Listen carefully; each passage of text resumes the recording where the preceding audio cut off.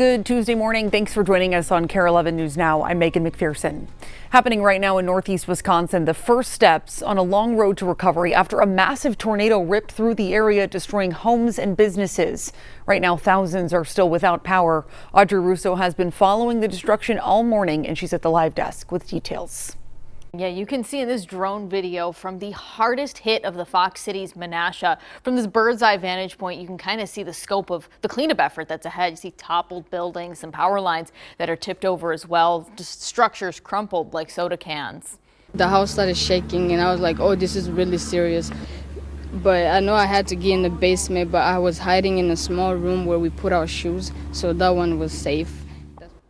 A lot of folks in that same position having to make quick decisions in a scary situation. Now in this video from near Appleton, you can see the damage, a roof ripped off of a house, trees and debris in the road. This is really the story across two different counties. About 17,000 people are without power when I last checked about 10 minutes ago, and crews are working to restore electricity. Officials are asking non-residents to avoid the Fox City so that first responders can work efficiently. Now those who lost AC have the ability to go to one of several emergency cooling centers that have opened up since the tornado touched down around noon yesterday. And the National Weather Service has classified this as an EF2 tornado. Difficult images there. And just in this morning, dozens of people are injured after a massive 7.1 magnitude earthquake shook Japan this morning. This is an aerial view of some of the damage across Kumamoto on the southern tip of the island nation. Several bridges have buckled and buildings have collapsed. Right now, emergency crews are looking for several people who are unaccounted for. Taking a live look from the White House this morning, where President Trump is holding two high-stakes meetings. The first with Ukrainian President Volodymyr Zelensky. The meeting comes as Russia intensifies its missile campaign in Kyiv, killing dozens. Then later today, President Trump will talk with Israeli Prime Minister Benjamin Netanyahu. Their first face-to-face meeting in over 5 months. The two leaders are expected to discuss the war in Iran and the framework agreement for peace in Lebanon. And at 1, the president will head to a funeral service for Senator Lindsey Graham. The South Carolina Republican died suddenly earlier this month at 71. Zelensky and Netanyahu will also attend. The service will be live streamed on the Washington National Cathedral's YouTube page starting at 1. Right now, we are less than 100 days out from the midterm elections, and President Trump is trying to boost approval for his handling of the economy and Republican candidates. A new CBS YouGov poll shows 65% of Americans are not happy with the way the president is handling it. NBC's Alice Barr has the latest from Washington. Hi there. Many Republicans are urging President Trump to focus on the economy, though his attention is divided by multiple global conflicts, highlighted today in his meetings with two world leaders looking for American support. President Trump today set for high-stakes meetings with Israeli Prime Minister Netanyahu and Ukrainian President Zelensky, who's pressing for more American missile defense systems, amid mounting concerns the U.S. weapons stockpile may be running low in the war with Iran. We have a lot. I'd like to have more, to be honest, but so much was given to Ukraine by Biden. The U.S. and Iran held off on trading strikes again overnight as President Trump argues the streak of fighting before drove Iran to negotiate, though Iran's foreign ministry denied direct talks with Washington. We're beating the hell out of them, but we'll see how it turns out. Right now, there are very friendly negotiations going on. The president speaking there in swing state Michigan, boosting Republican candidates less than 100 days before the midterm elections and zeroing in on the economy, pointing to oil prices dropping on hopes for renewed Iran talks, and while touring a General Motors facility, arguing his tariffs have helped the auto industry despite its reliance on the global supply chain. We've been very good to General Motors, and the rest of the world doesn't love me, but that's okay.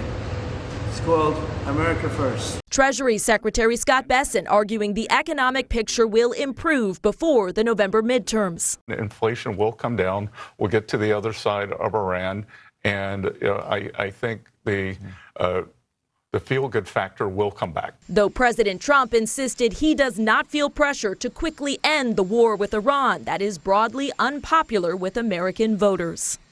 Netanyahu and Zelensky are here for the funeral services for the late Senator Lindsey Graham. And this evening, the Senate is set to vote on moving forward with a new Russia sanctions bill that Graham had been pressing for. In Washington, Alice Barr, NBC News. This morning, we are just 2 weeks out from the primary election. Lieutenant Governor Peggy Flanagan and Congresswoman Angie Craig facing off in their final debate for U.S. Senate. The two candidates covered issues like health care, foreign policy, and immigration. Craig criticized Flanagan's fraud response, while Flanagan attacked Craig's vote on President Trump's immigration bill.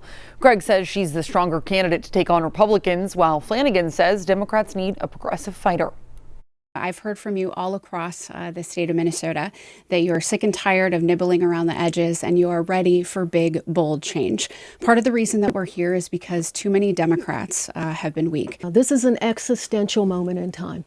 The only way we stop Donald Trump and Republicans is by winning elections. I am in the best position to win this statewide election. Some good news from up north this morning. In just 48 hours, officials say they're reopening nearly 40% of the Boundary Waters canoe area for day and night use. Governor Walz visited the area yesterday afternoon, declaring a peacetime emergency, mobilizing the National Guard.